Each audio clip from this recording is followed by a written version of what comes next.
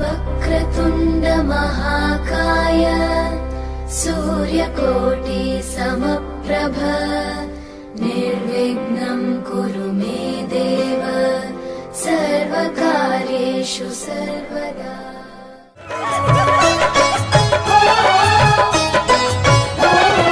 ललना के अंगना बैसायब सगुन बिच मूरन करायब ना।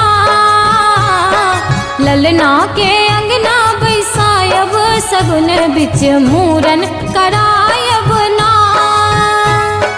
मूरन करायब सखी मूरन करायब, मूरन करायब सखी मूरन करायब।